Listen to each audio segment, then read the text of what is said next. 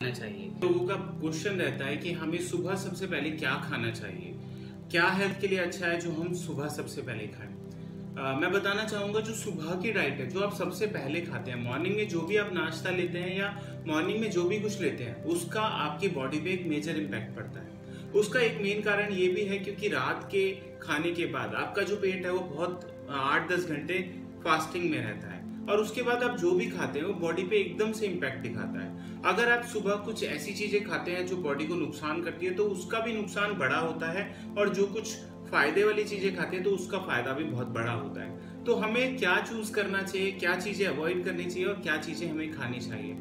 जैसा नेचुरोपैथी और आयुर्वेद के अकॉर्डिंग अगर हम बात करते हैं तो हमें सुबह सबसे पहले नेचुरल चीजें जो हमें प्रकृति से सीधा मिलती हैं वो लेनी चाहिए, जिसमें फ्रूट्स हैं, वेजिटेबल्स हैं या ड्राई फ्रूट्स हैं। उसका एक लेने का एक रीजन ये भी है क्योंकि नेचर वाइज पूरी तरह से अल्कलाइन होती है और बहुत देर पेट खाली रहने की वजह से जो बॉडी में एसिड फॉर्मेशन हुआ होता है ये उसको न्यूट्रलाइज करके आपके डाइजेशन सिस्टम को ठीक रखती है।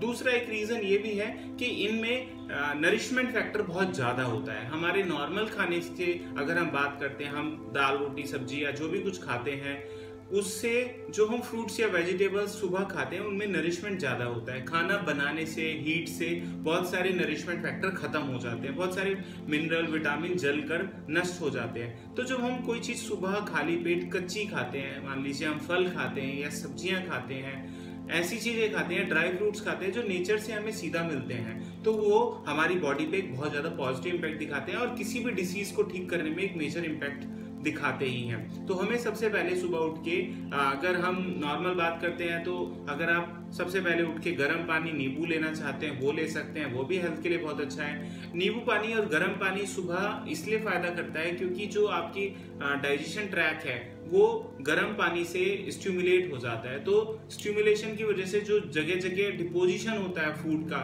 वो हटके साफ होने लगता है। साथ में विटामिन सी, नींबू बॉडी को प्योरीफाई करता है और साथ में कॉन्स्टिपेशन को भी दूर करता है। बहुत सारे लोग या डॉक्टर सजेशन देते हैं कि हमें सुबह उठ के आंवला रस या एलोवेरा रस लेना चाहिए सुबह गर्म पानी या गुनगुने पानी के साथ। वो भी बहुत ज्यादा हेल्प करता है क्योंकि वो भी एंटीऑक्सीडेंट होता है, बॉडी को प्यूरिफाई करता है और टॉक्सिन्स को बाहर निकालता है। साथ में वो डाइजेशन को भी इम्प्रूव करता है क्योंकि उस टाइम आपका जो पूरा डाइजेशन ट्रैक है वो ऑलमोस्ट अपर पार्ट पूरा खाली होता है, तो उसकी वजह से वो सीधा आपके सारे ऑर्गन से, स्टमक से होता हुआ, ड्यूटेनम से होता हुआ स्मॉल इंटेस्टाइन से में चला जाता है और वहां पर सक होता है और सीधा उसका इम्पैक्ट आपके ब्लड पे आता है।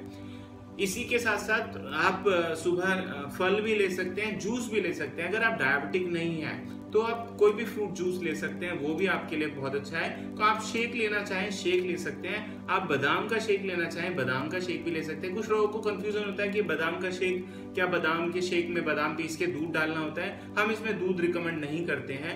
एम्प्टी स्टमक दूध लेना अगर हाइपर एसिडिटी है तो फायदा करता है, अदरवाइज दूध की नेचर तो एल्केलाइन होती है बट बॉडी पे उसका इम्पैक्ट एसिडिक होता है। कभी भी वॉमिटिंग या ऐसी कोई फीलिंग होती है तो हम नींबू सजेशन देते हैं। नींबू हालांकि नेचर वाइज एसिडिक होता है, बॉडी पे उसका एल्कलाइन इफेक्ट होता है, एसिड को कम कर देता है।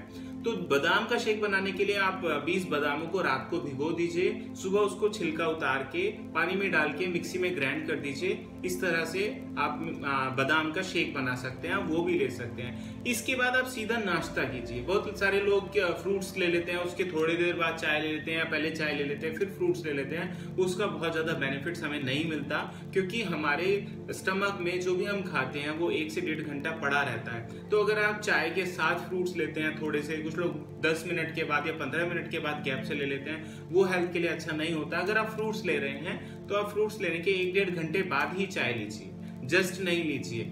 और बहुत सारे लोग खाने के साथ, सुबह नाश्ते के साथ चाय लेते हैं। नाश्ते के साथ भी चाय लेना हेल्थ के व्यू से अच्छा नहीं होता क्योंकि चाय लेने से, चाय की नेचर एसिडिक होती है और जब आप उसको फूड के साथ लेते हैं, अपने खाने के साथ लेते हैं, तो वो आपके फूड से बहुत सारे मिनरल को डैमेज कर देती है। जैसे मैंने पहले की वीडियो में बताया हुआ है, चाय लेने से 2 मेजर इम्पैक्ट जो साइंटिफिक प्रूफ हो चुके हैं, वो एक तो आयरन डेफिशिएंसी होती है और दूसरा बी कॉम्प्लेक्स डेफिशिएंसी होती है। आयरन डेफिशिएंसी क्योंकि आयरन हीमोग्लोबिन को प्रोटेक्ट करता है और आपका हीमोग्लोबिन आयरन की वजह से ही फॉर्मेशन में आता है, तो ऐसे लोगों को ब्लड की डेफिशिएंसी, खून की कमी बहुत कॉमन होती है। और जिनको भी खून की कमी है उनको हम बोलते हैं कि आपको चाय बिल्कुल बंद कर देनी चाहिए या चाय की डोज कम कर देनी चाहिए और स्पेशली सुबह की चाय नहीं लेनी चाहिए।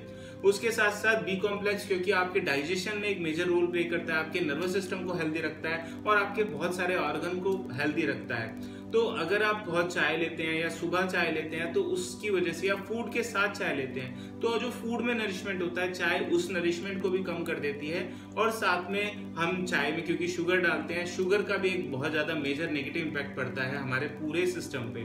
शुगर क्योंकि सीधा ग्लूकोज होता है और ये ऐसा ग्लूकोज होता है जिसमें नरिशमेंट नहीं होता, खाली कैलोरीज होती हैं। तो ये कैलोरीज को बर्न करने के लिए बॉडी को उल्टा और एनर्जी यूज करनी होती है।